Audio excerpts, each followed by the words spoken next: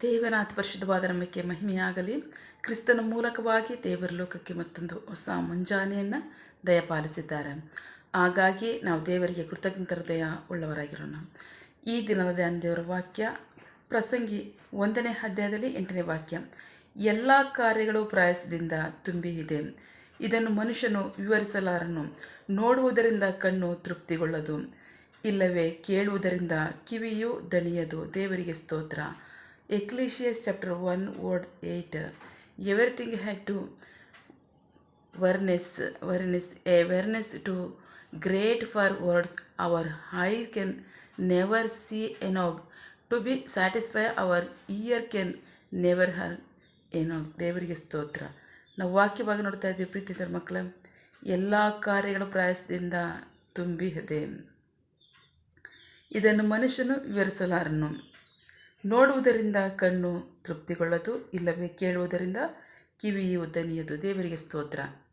ಪ್ರೀತಿದವ್ರ ಮಕ್ಕಳೇ, ಅಂದ್ಕೊಂಡಿದ್ದೀರಾ ಯಾರಾದರೂ ಏನು ದೇವರು ನಮಗೆ ಎಷ್ಟು ಶ್ರಮ ಕೊಟ್ಟಿದ್ದಾರೆ, ಇಷ್ಟೊಂದು ನಾವು ಮಾಡ್ತಕ್ಕಂಥ ಕೆಲಸದಲ್ಲಿ ತುಂಬ ಹಾರ್ಡ್ ವರ್ಕ್ ಇದೆ, ನಾವು ತುಂಬ ಥಿಂಕ್ ಮಾಡಬೇಕಾಗಿದೆ, ತುಂಬ ತಲೆ ಕೆಡಿಸ್ಕೊಂಡು ಮಾಡಬೇಕಾಗಿದೆ, ತುಂಬ ರಿಸ್ಕ್ ಇದೆ, ಕಷ್ಟ ಇದೆ ಅಂತ ಅಂದ್ಕೋತಾ ಇದ್ದೀರಾ? ದೇವರಿಗೆ ಸ್ತೋತ್ರ. ಯಾವ ಕಾರ್ಯನೂ ಸಹ ದೇವರು ಸುಮ್ಮನೆ ಮಾಡೋದಕ್ಕೆ ಬಿಟ್ಟೇ ಇಲ್ಲ. ಎಲ್ಲ ಕಾರ್ಯದಲ್ಲೂ ಸಹ ಮನುಷ್ಯರ ಶ್ರಮ ಇರಲೇಬೇಕು ಅನ್ನೋದು ದೇವರ ಚಿತ್ತ ಆಗಿದೆ. ದೇವರಿಗೆ ಸ್ತೋತ್ರ. ಒಂದು ವಾಕ್ಯ ಭಾಗ ನೋಡೋಣ. ಆದಿಕಾಂಡ 3ನೇ ಅಧ್ಯಾಯದಲ್ಲಿ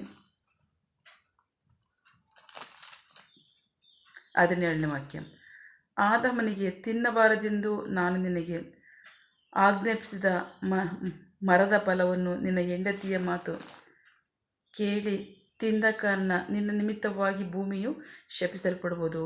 ನಿನ್ನ ಜೀವಮಾನವೆಲ್ಲ ಕಷ್ಟಪಟ್ಟು ದುಡಿದು ಭೂಮಿಯ ಹುಟ್ಟುವಳಿಯನ್ನು ತಿನ್ನುವೆ. ದೇವರಿಗೆ ಸ್ತೋತ್ರ. ಸೊ ಅದೊಂದು ವಾಕ್ಯ. ಆದರೆ ಕೀರ್ತನೆ 128 ಸಾಮ್ಸ್ 191:28 ವಾಕ್ಯ ಭಾಗ. ಯೆಹೋವನಿಗೆ ಭಯಪಟ್ಟು ಆತನ ಮಾರ್ಗಗಳಲ್ಲಿ ನಡೆದುಕೊಳ್ಳುವ ಪ್ರತಿಯೊಬ್ಬನು ಧನ್ಯನು. ನಿನ್ನ ಕೈಗಳ ಕಷ್ಟಾರ್ಜಿತವನ್ನು ನೀನು ಊಟ ಮಾಡಿ ಆಶೀರ್ವಾದವನ್ನು ಅಭಿವೃದ್ಧಿಯನ್ನು ಹೊಂದುವೆ. ದೇವರಿಗೆ ಸ್ತೋತ್ರ. 2 ವಾಕ್ಯ. ಓಕೆ. ಈಗ ಪ್ರೀತಿ ದೇವ್ರ ಮಕ್ಕಳು, ದೇವರ ಚಿತ್ತವೇ ಮನುಷ್ಯನು ಕಷ್ಟಪಟ್ಟು ಶ್ರಮಪಟ್ಟು ಜೀವಿಸಬೇಕು ಅನ್ನೋದಾಗಿದೆ. ದೇವರಿಗೆ ಸ್ತೋತ್ರ. ಅಂದ್ಕೋಬೋದು ಯಾರೋ ಒಬ್ಬರು ಕೂತ್ಕೊಂಡೇ ಊಟ ಮಾಡ್ತಿದ್ದಾರೆ, ಅವ್ರಿಗೆ ಯಾವ ಶ್ರಮನೂ ಇಲ್ಲ, ಪ್ರಯಾಸನೂ ಇಲ್ಲ, ಕೂತ್ಕೊಂಡೇ ತಿಂತಿದ್ದಾರೆ ಅಂತ. ನಾವು ನೋಡಿದ್ದೀವಿ ಇಂಥವ್ರನ್ನ ಯಾರನ್ನಾದರೂ ಒಬ್ಬರನ್ನ ಅಂತ ಅಂದ್ಕೋಬೋದು. ಆದರೆ ಅದು ಮನುಷ್ಯನಿಗೆ ಒಳ್ಳೆಯದ, ಆರೋಗ್ಯನ ಇಲ್ಲ.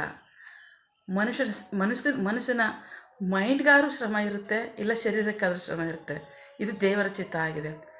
ಆಗಲೇ ಅದು ಅವನ ಆರೋಗ್ಯಕ್ಕೂ ಒಳ್ಳೆಯದು. ದೇವರಿಗೆ ಸ್ತೋತ್ರ. ಸೊ ಹಾಗಾಗಿ ವ್ಯರ್ಥವಾಗಿ ನಾವು ಅಂದ್ಕೋಬೋದು ಶ್ರಮನೇ ಇಲ್ಲದೆ ಜೀವಿಸ್ತಕ್ಕಂಥ, ಶ್ರಮನೇ ಇಲ್ಲದಿರ್ತಕ್ಕಂಥ ಕೆಲಸಗಳಿವೆ, ದೇವರನ್ನು ನಮಗೆ ಕಷ್ಟಪಟ್ಟು ದುಡಿಯೋಂಥ ಕೆಲಸ ಕೊಟ್ಟಿದ್ದಾರೆ ಅಂತ. ಆದರೆ ಎಲ್ಲರ ಕೆಲಸದಲ್ಲೂ ಸಹ ಶ್ರಮ ಇದೆ, ಪ್ರಯಾಸ ಇದೆ, ಯಾರಿಗೂ ಸಹ ವ್ಯರ್ಥವಾಗಿ ಬಿಟ್ಟಿಲ್ಲ ದೇವರು. ಹಾಗಾಗಿ ನಮಗೆ ಕೊಟ್ಟಿರ್ತಕ್ಕಂಥ ಕೆಲಸದಲ್ಲೇ ನಂಬಿಗಸ್ತರಾಗಿ ಮುಂದುವರಿಯೋಣ. ಆದ್ದರಿಂದ ಮುಂದಕ್ಕೆ ಬೇರೆ ಹಂತಕ್ಕೆ ನಡೆಸ್ತಕ್ಕಂಥದ್ದು ದೇವರ ಚಿತ್ತವಾಗಿದೆ. ಅದನ್ನು ನಾವು ಕೇಳ್ಕೋಬೇಕು. ದೇವರೇ, ಈ ಕೆಲಸದಲ್ಲಿ ನೀವು ನನ್ನ ಇಟ್ಟಿದ್ದೀರಾ, ಇದಕ್ಕಿಂತ ಈ ಕೆಲಸದಲ್ಲಿ ನಾನು ಕೊಡಿ ದೇವರೇ, ಇದು ನನಗೆ ಇಷ್ಟ ಅಂತಲೇ ಹೇಳಿ. ಯಾಕೆಂದರೆ ನಮಗೆ ಇಷ್ಟ ಆಗೋದನ್ನು ಕೊಡೋದಕ್ಕೆ ದೇವರಿಗೆ ಇಷ್ಟ ಆಗಿದೆ, ದೇವರಿಗೆ ಅದು ಕೂಡ ಇಷ್ಟ ಆಗಿದೆ. ಸೊ ಹಾಗಾಗಿ ನಿಮ್ಗೆ ಇಷ್ಟ ಆದನ್ನು ನೀವು ಕೇಳಿ, ಬಟ್ ಇಟ್ಟಿರ್ತಕ್ಕಂಥ ಕೆಲಸದಲ್ಲಿ ಶ್ರಮಪಟ್ಟು ಪ್ರಯಾಸಪಟ್ಟು ದುಡಿರಿ. ಹಾಗಾಗಿ ಅದು ದೇವ್ರಿಗೂ ಇಷ್ಟ, ನೀವು ನಂಬಿಗಸ್ತರಾದಂಥ ಹಾಳು ಅಂತ ದೇವ್ರು ಹೇಳ್ತಾರೆ. ಸೊ ಹಾಗಾಗಿ ಯಾವುದೇ ಹಂತದಲ್ಲಿದ್ದರೂ ಸಹ ನಾವು ದೇವರಿಗೆ ಹಾಳೆಯಾಗಿದ್ದೀವಿ. ಸೊ ಹಾಗಾಗಿ ಕೊಟ್ಟಿರ್ತಕ್ಕಂಥ ಕೆಲಸದಲ್ಲಿ ನಂಬಿಗಸ್ತರಾಗಿ ದುಡ್ಡಿರಿ, ನಂಬಿಗಸ್ತರಾಗಿ ನಿಟ್ಕೊಳ್ಳಿ. ದೇವರನ್ನ ಅದಕ್ಕಿಂತ ಮುಂದಿನ ಹಂತಕ್ಕೆ ನಡೆಸಿ ಅಂತ ನೀವು ಕೇಳ್ಕೊಳ್ಳಿ, ದೇವರ ಕಾರ್ಯವನ್ನು ಮಾಡ್ತಾರೆ. ಆಮೇನ್. ಶ್ರಮ ಇಲ್ಲದೆ ಇರ್ತಕ್ಕಂಥ ಕೆಲಸ ಒಂದೂ ಇಲ್ಲ. ಆಮೇನ್. ಸೊ ಪ್ರಾರ್ಥಿಸಿಕೊಳ್ಳೋಣ. ಸಕಲ ಸೃಷ್ಟಿಕರ್ತನೆ, ಸರ್ವಾಧಿಕಾರಿಯೇ, ಸಾರ್ವಭೌಮನೇ, ಉನ್ನತನೇ, ಮಹೋನ್ನತನೇ, ಮಹಾಪರಿಶುದ್ಧನೇ, ಪ್ರೀತಿ ಸ್ವರೂಪನೇ, ನೀತಿವಂತನೇ, ಅಧಿಪತಿ, ಸೇನಾಧೀಶ್ವರನೇ, ಇರುವಾತನೇ, ಸರ್ವವ್ಯಾಪಿ ಸಪಾಯಿದ್ದೇನೆ. ವಾಕ್ಯಗಳ ಮೂಲಕವಾಗಿ ನಮ್ಮ ಸಂಗಡ ಮಾತಾಡಂಥ ನಿಮ್ಮ ಪ್ರೀತಿಗಾಗಿ ನಂಬಿಗಸ್ತಿಗೆ ನಿಮಗೆ ಸ್ತೋತ್ರ. ವಾಕ್ಯ ಭಾಗದಲ್ಲಿ ಈ ಮುಂಜಾನೆ ಸಮಯದಲ್ಲಿ ನಮ್ಮ ಸಂಗಡ ಮಾತನಾಡ್ತಾ ಇದ್ದಾರೆ. ದೇವರೇ, ಎಲ್ಲವನ್ನು ನೋಡುವ ದೇವರು ನೀವು ಆಗಿದ್ದೀರಾ. ನಿನ್ನ ಜನರ ಪರಿಸ್ಥಿತಿಗಳನ್ನ ನೋಡಿದ್ದೀರಾ.